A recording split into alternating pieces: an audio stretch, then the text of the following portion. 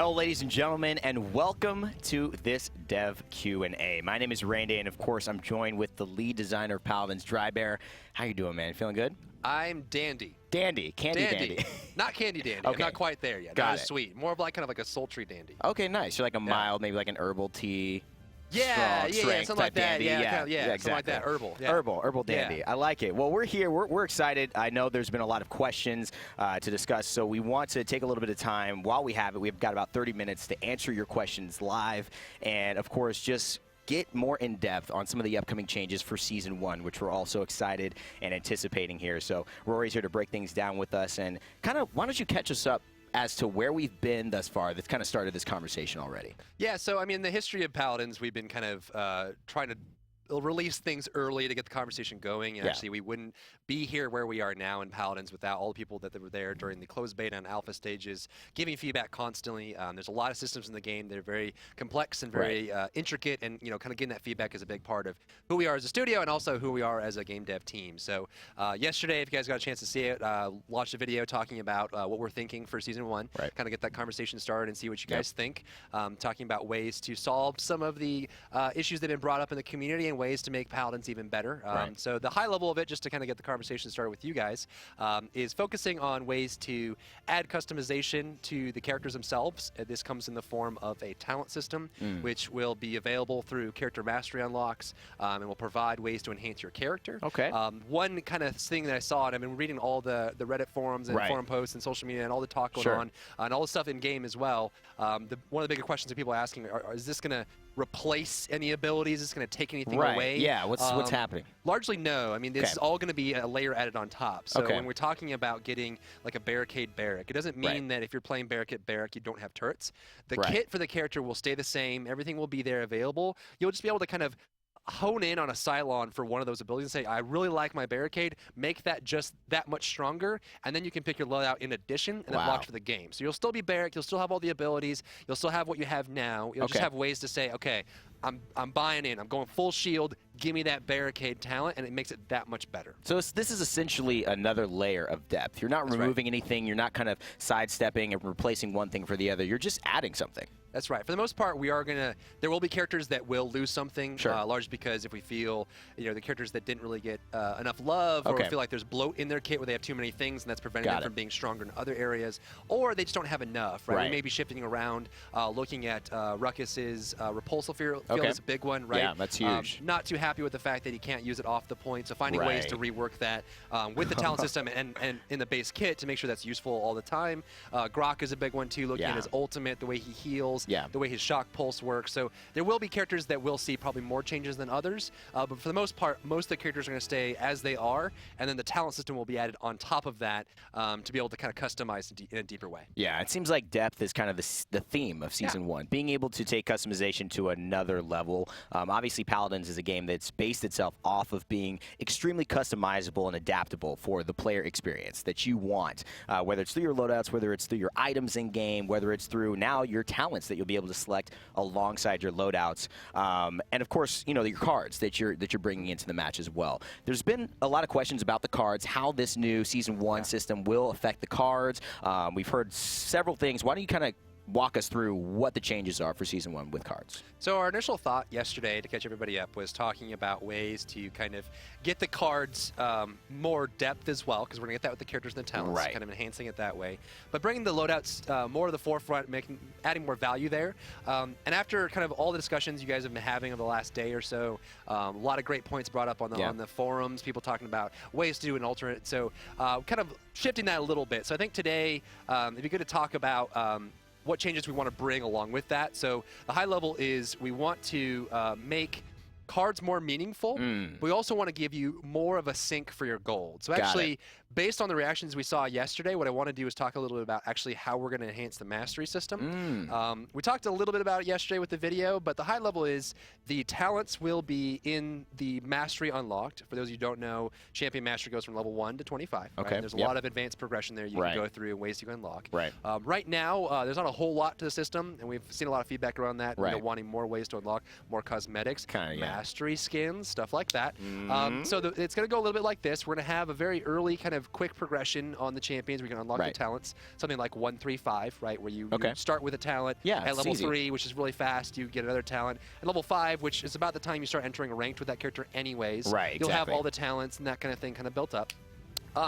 But just to kind of pivot on the feedback we've seen on the gold sinks, I think we should start adding in some kind of cosmetics and cool things to the mastery system. So here's a quick list of the things that the team has brainstormed and we're talking about adding in. 2 tiers of mastery skins. Wow. The art team is actually coming up with some pretty cool ideas that we hope to share with you in the future around how to shift that around. It's something I don't think that I've ever seen before, and the art team's pretty excited about it, so I'll let them kind of handle that. So we'll have 2 different tiers of that. That'll include head, body, weapon. Okay, great. For each one, so that kind of sits Still there. customizing. That's right. We are going to be adding in titles. Ooh. Which could display on your top play, so you earn ways to unlock titles. So you could be, the black magic, right? From the realm, right? Yeah, of course. So when you get top play, you'll show that there, and they'll unlock through the mastery system. We'll have ways to add in mastery-only emotes that could display your mastery level in 3D space when you're playing and that kind of stuff. Poses, potentially even new ways to customize your top play experience, animations on that screen, that kind of stuff. So all this will be available through unlock, through gold spend, through gold sync, that kind of stuff. So just to answer the question of, I saw a lot of feedback. We want a gold sync. Where do we put our gold? Cards isn't really the whole picture. We want more. We want cosmetics. We want mastery things. So I think this hopefully answers a lot of that for the community when they're looking for ways to spend gold in meaningful ways. And with all this stuff available per character, that gold pile you've been sitting on will go away pretty quick. Yeah, that seems like something I'm just already getting excited about that. I'm thinking of all the different levels of mastery that you want. And that to me as a player, that encourages me to play more personally because I want those, distinguishes. I want to identify myself as somebody who's played a long time and been able to be successful in the game and show that off in game. I love that that's coming in Season 1. I know that's been something people have absolutely wanted to see. So that's got to be very exciting. And the other thing that I think people have been asking questions about is kind of not only where do I put my goal, but kind of what's the value of my goal? Are we going to make some of the more things more valuable, more enticing? I think specifically Radiant Chest, people wanted to kind of see what some of the plans with that going into Season 1. Yeah, it's a good question. And looking at it, obviously, we do want to add the gold value there. And we think that the mastery increase and, those mastery rewards go from like 1, 2, 3, 4, 5, all the way up to 20, and then like prestige stuff, all that stuff. That'll all be unlocked through the mastery stuff. But I think, to your point, the Radiant Chest becoming more valuable is a big thing in the community. So I think from the card perspective, we do want to enhance the collection aspect of the cards. Being able to feel like you are, making your cards more powerful, making them more meaningful, adding a collection of, when you love Cassie, kind of having those duplicates coming out of the chest become more meaningful. So for the card side, what we're going to do is we're going to be adding in kind of a small amount of flat stats per card. Right? And then that means that when you get a duplicate of a card out of a Radiant chest, you now are going to be making that card more meaningful, kind of increasing the value of that card individually. Interesting. So that means instead of, when you open a Radiant chest and it's full of gold, which right now there isn't a whole lot to spend gold on. There also isn't a whole lot to kind of get out of the Radiant chest. There's a couple, moats and stuff in there. But by making it be more about the cards, the collection aspect, make Radiant chests more meaningful, then we can start focusing on the cards that way. But then we can also start running more options to get Radiant chests, first win of the day, daily login, special events and promotions, and weekend bonuses, that kind of stuff, and make Radiant chests also super valuable so you guys have more things to kind of collect. Yeah, boosters as well make all of that process even more lucrative to the player. And I run with a 30-day booster. I get free crystals, so that's a little... And it's a 4th item in the Radiant chest too, so you get more collection there.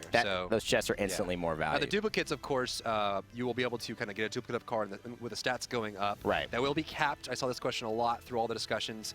Will that continue forever? Will be someone who just grinds more, plays more than me, be stronger than me. There will be a cap on that. So at a certain point, you'll hit. We're looking at like 5 upgrades right now. So when you get the card 5 times, it's done. All the stats are finished. You have that, and you're going to go on the next card or go to the next character. So look at it that way, so you're able to build it up, get stronger, stronger. It will be right now we're planning % damage and % HP. And then the values there will change. And I think what's interesting about that, I think you're already. I am already there. I'm already peeking. We want to make sure that that's a way to allow the cards that don't necessarily have the greatest passive. Exactly. Right? Because like some cards are hard to compare, right? If you look at, you can't compare Incitement with almost anything else, right? Incitement or Onslaught, very useful, very powerful, getting the cooldown reset, the lifesteal, that kind of thing. And you look at a card that may not be as meaningful.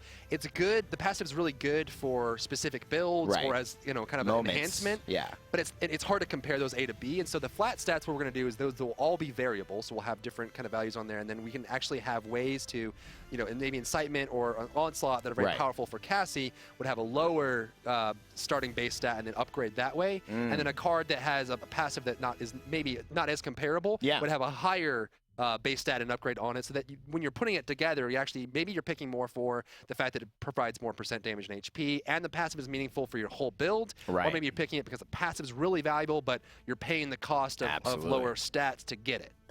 Those are really interesting decisions to see players make as well, because sometimes the flat stats are going to be exciting, and sometimes there is that moment that you want to pick that card. This disengage card, it could be great. I'm on a certain map. There's a lot of a fish market comes to example. One of those where you're just like, well, I want to take advantage of this. I get some extra stats on it, even though maybe I won't use it all the time. I could have this as a secret part of one of my decks, which is I encourage everyone to make multiple decks as well. That's part of the fun of building the decks, not just having one, having multiple. I think this will encourage that more for the more variability in the certain situations you get into the game. Moving into some of the questions you all have asked, we've kind of given you a basic overview of what's been proposed as changes for Season 1, how we're moving forward. Let's see what you all have to ask. First one off the top is, are our ratings going to be reset, and when? We are looking at options for that.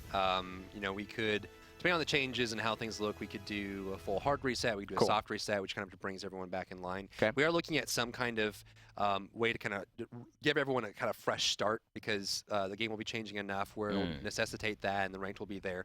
So we are looking at options for that, and it's likely we'll have some kind of fresh start for the players that are playing in ranked. Great. And I would encourage everyone now, because we're trying to get this on early. It is coming, so start stockpiling your gold, get as much gold as you can, start grinding out masteries for those characters, because a lot of rewards and kind of unlocks are coming along the way. So be aware of that and kind of be ready for the patch that comes out. Looking at game modes, we've got Siege, we've got Payload. Obviously, Siege is the esports one. Are there any kind of plans maybe to add some different game modes or game types coming into Season 1? We are looking at PvE and a return of the survival game mode, which is like a permadeath thing. Okay. That's going to be a ways off. The PvE mode will be coming very, very soon in an early stage, kind of get that in there, to get some more encounters experiences in there.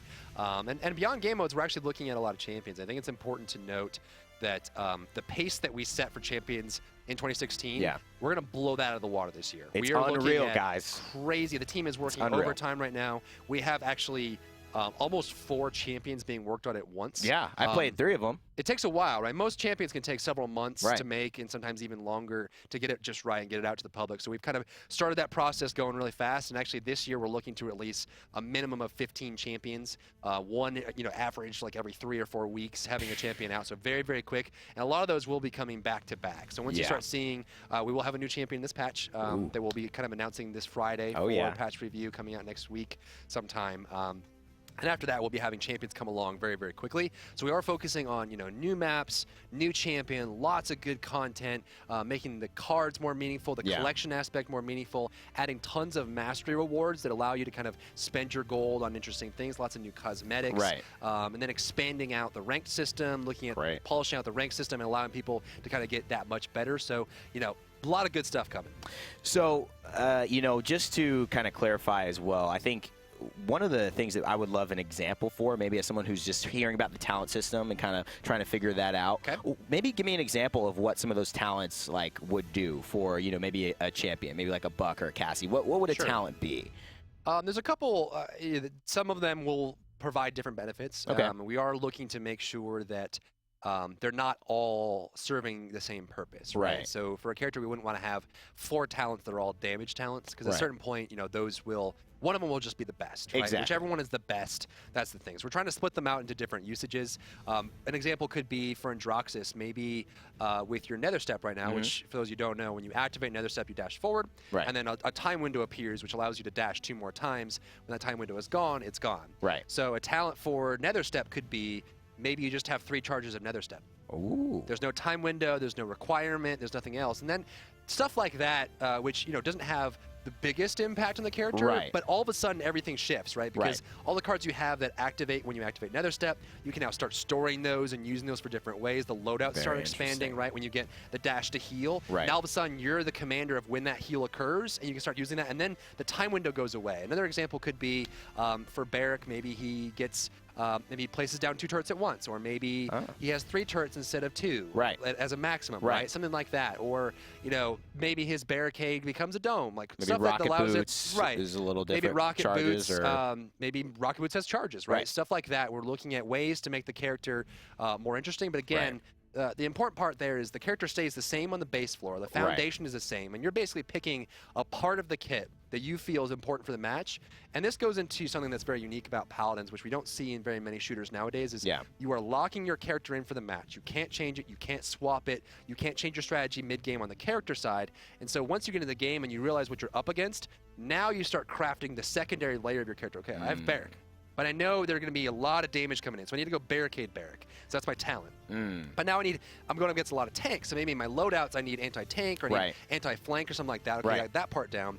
And now all of a sudden I have items, right? So there's a lot of different ways that once you're in the space of the character you've chosen, your team composition is set, you have a lot of options to pick and customize, and we're just looking for ways to enhance that and add more depth to it. And it's a freshness, too. I mean, you look at the idea of coming into a game like Paladins, there's no precedent for really having items in a first-person shooter. There's not a lot of, you know, games I think people playing this game at this age are familiar with in their history of saying, going through the steps you have to go through in Paladins, building your loadout, building those items. It takes a minute to get used to that. And again, with talents, I think that's going to add freshness not only to the new players, but to the players who've been playing for a while, been in this community. You're going to have to relearn. That's just a part of this process, right? As a competitor, as like somebody who plays these games, streams them, I know there's going to be those first few days, I got to figure this out. But when I do, there's going to be so much more available to me. It's just, you're basically spending the time to construct a bigger house, essentially. And you're going to have a lot more room when you do to walk around.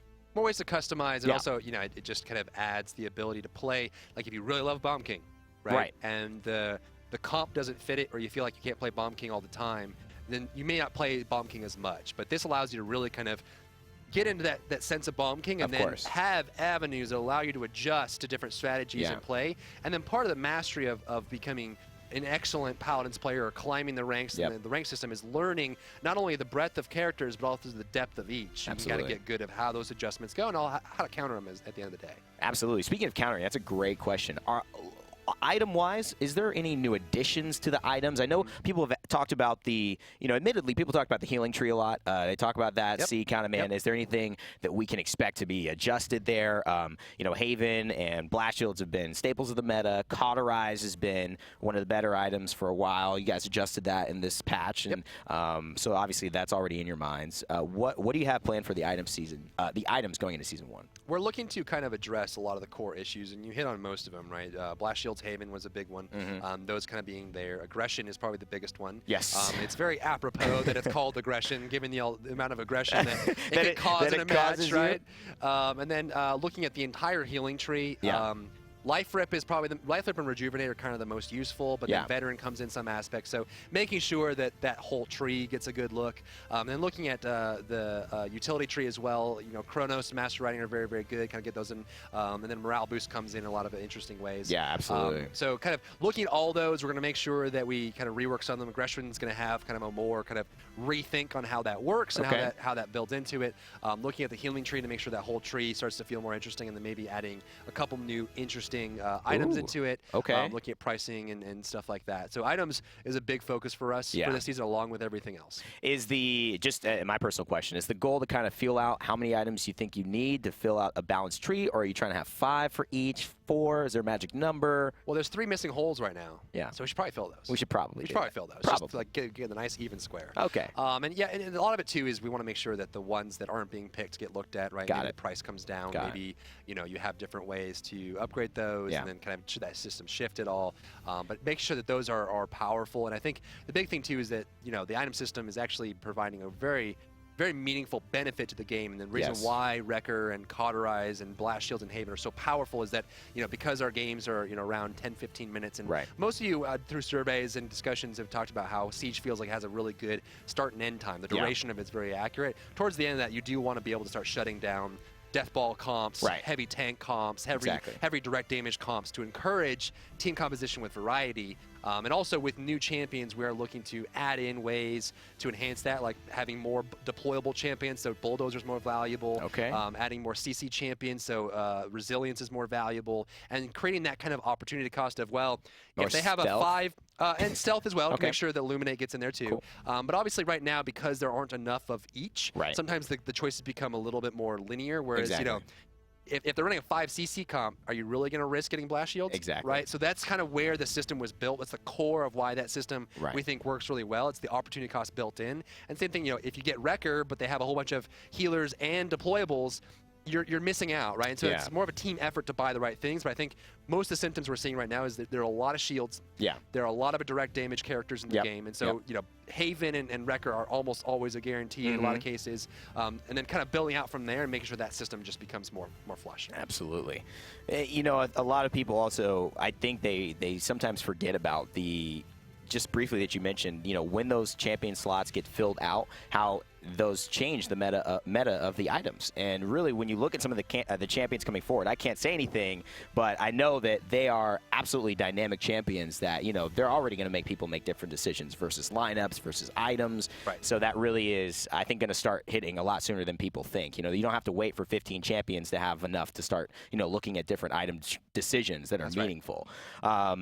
I think a clarification, some people may be worried that the champion level gets reset with this talent system. Is everything going to stay the same? So if you're... Absolutely not. Absolutely not. No, we at this point, we're not going to do any progression resets, none of that stuff. So just to set this record straight and kind of calm the nerves, whatever mastery you have when Season 1 patch goes out, which hasn't been announced yet, it's not the next patch, there will be no progression reset. You'll have your account level. You'll have all your champion levels, exactly what they are. So again, that's why I'm encouraging you to go out and get more mastery, level up as much as you can, stockpile a bunch of gold, and get ready for the transition so you're ready to kind of bring that together. So all that is definitely staying.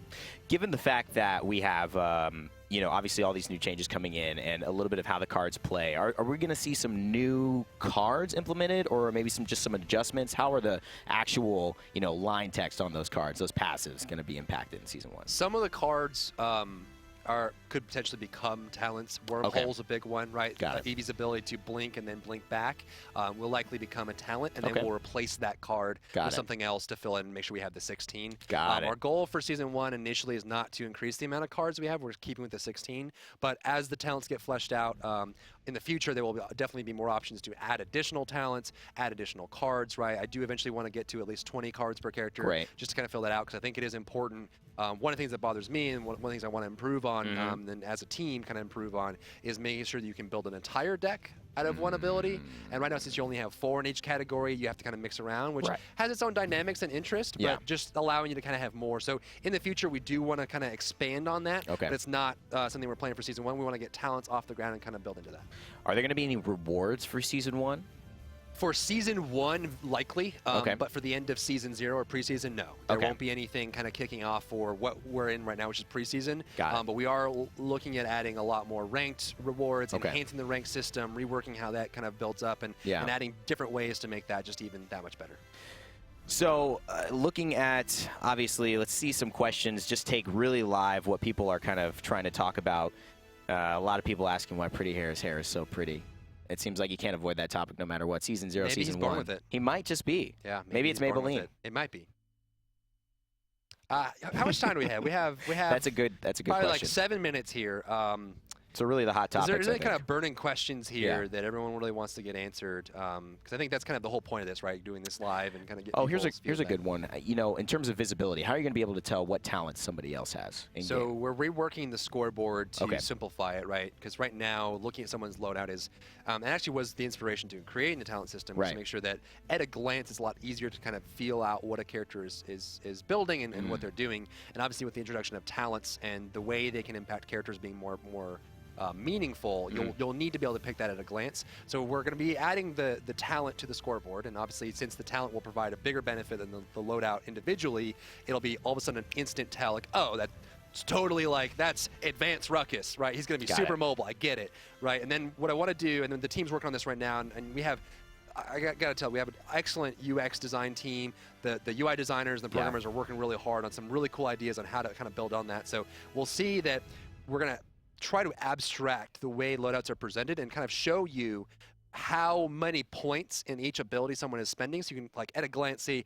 oh, you know, hi-rez put 12 points into Hunter's Mark and has the Hunter's Mark talent. So I kind of know, I don't really know exactly what those loadout cards are doing, but I get that she's a general idea of what she is. Hunter's Mark, right? Gives you a quick glance, kind of gets that information there. Yeah, very good for broadcasting as well. How long do these seasons plan on lasting? A lot of people may be unfamiliar with the season process unless they come from Smite. What's a typical length of a season? Is it all year? Or we usually aim for all year, which is kind of why it's so monumental in the beginning. But we will be having continual kind of events and rotations and resets and ranked updates and rewards all along the year. Right? It's not going to be, you know, that. So we'll have like several month cycles of things in between. But season one's kind of like, we're going to get a big monumental change. We're going to rework how things work, solve a lot of problems, introduce new ideas, get people excited, and then work for the rest of the year.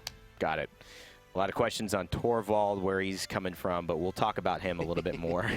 A little bit more later on this week. Obviously, there is, I think we kind of clarified this, but just to reiterate, if you are already level 7, you're going to already, or level 5, you're already going to have your talents unlocked for that champion. Yeah. So you don't have to worry about that. If you're already above those actual levels, which I believe is 5 right now, correct? Right, yeah, right now we're looking at those numbers are kind of fungible, and we are looking at that and testing it internally and also looking at feedback from the community. Right. We originally had those a little bit higher, but after the feedback we saw, we kind of adjust those down a little bit, make sure people can get those talents pretty consistently. So yeah, by 5, you know, if it stays the way it is. And obviously, we are planning an extended PTS cycle, which will be at least a week before this patch comes out. Yeah, so that's great. When this patch is set, which is going to be likely a couple patches from now, kind of we'll have a really long PTS cycle, and I encourage you guys to hop on board, play PTS, give feedback, and we'll be doing kind of rolling updates to make sure that we can kind of get all that in there and get everything tested. In terms of gold, you talked about obviously chess getting better and being able to obviously implement and invest in your cards. Are there going to be just flat out skins that you can buy with gold that are added to the game continually? Not the recolors, but maybe just some gold skins that allow people to buy them that way? It's very likely at this point that almost all the rewards in the mastery tree will be gold unlocked. Got it. So you can have very similar to Smite for anyone who plays Smite out there. So you'll be able to unlock those and kind of spend gold on them and unlock different pieces, and whether it's the mastery stuff, the poses, or the top play animations, or sprays, titles, sprays, emotes, whatever it is. Right, you have ways to kind of spend gold, and you know, after the discussion we saw yesterday from everyone talking about the video we put out, it seemed like everyone was really digging the idea of spending their gold on awesome, unique cosmetics, and so that's where we're working towards now. Absolutely. Any changes to the matchmaking MMR system? We are looking at that, looking at ways to kind of enhance that. I think there are 2 different systems at play, which I think is important to note, and some players may not recognize this. There is an account MMR, ELO that you're using, right? So you have as a player, and that's how it kind of determines your match. And then separate from that, you have per character ratings that allow you to kind of show how good you are with specific characters, and also they'll adjust. You know, if you're playing a character for the first time, you won't lose as much when you lose, you won't win as much when you win, that kind of thing.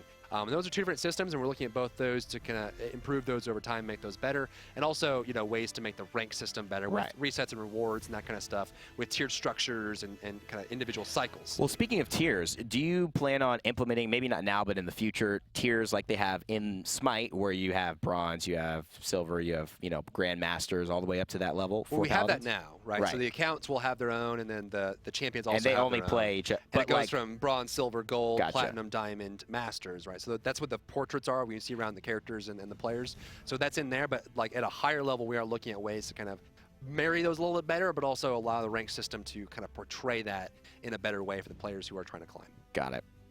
Can we select these talents when we hit these milestones as far as that, or are they going to be something that it comes with that actual level that you unlock for your champion? So you'll basically unlock them, and they're available. And so when you first load into a match, you'll pick it along with your loadout. So like whichever ones you have unlocked, that master level. So initially, level 1, you'll have 1, and then at 3, you'll get the second one, 5, you get the third one, and then you'll be able to kind of, when you load in, be like, all right, I want Blast Shot Cassie, and I want this loadout, and then you're locked in for the game. Got it. And that is that. Level 1 is Blast Shot Cassie. You're going to get that. Or no? I'm writing this down because I know you are. I need to. Blast Shot, Cassie, and then that's obviously something. To that note, I think it's really important to mention the talents are not meant to be scaling in strength. Got it. All the talents are, as far as possible, going to be made as equal as we can. They're not meant to be stronger. They're only meant to be different. Yeah. So, like I said, blast shot Cassie versus dodge roll Cassie versus disengage Cassie will all play differently, but what we're going to try to do and aim for is make sure that those are all about equal, just better in different situations, right? So maybe disengage Cassie is better against tanks, right? And dodge roll Cassie is good against flankers, and blast shot Cassie is against death balls, right? And so you're picking it for different reasons, and so even though you start out with only one talent, it doesn't necessarily mean that talent is any better or worse than any other talent. It's just most likely probably the easiest way or kind of easiest way to hop into the character and build in that way, and you'll unlock other options, and those will just be options across the board. Well, we are running close to the end. We've covered a lot of the new changes. I think people. It's been fun. It's been great. I mean, I've had a blast. Yeah. I don't know if we should maybe do this again sometime. Okay, we could. If you're around. Yeah, let's do it. If you're at this building. But it's been great being able to take some of your questions. If there's any major thing, obviously, console is something that's people have been mentioning quite a bit. When that's coming out, maybe we could finish up on kind of something you could say about console to appease some of the fans there, give them some direction to look at, and then kind of close out. So if you're looking to sign up, signups are available on paladins.com. Cool. So you're going to go do the early closed beta signups for that. Right now, the team is working very hard and making a lot of progress on that. We're actually at a stage now where we are kind of waiting on Sony and Microsoft to get certification for that to kind of push it through. So we have kind of what we think is a good good point and good progress point for us.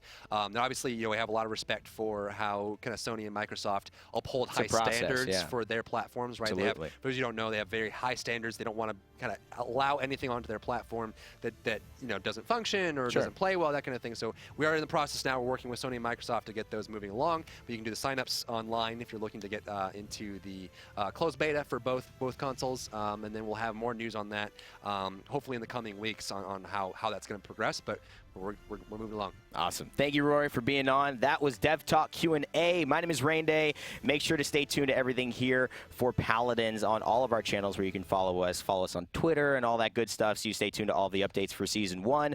Stick to the forums and give your feedback on this, and stay active in the community. We got a lot of great things coming up. I've tested some champions I'm so excited about. I can't wait for you all to see them. We'll see you back here on twitch.tv/PaladinsGame for Friday patch notes starting at 4 p.m. EST. And as always, remember to never give up, never stop gaming, and we will see you in the realm.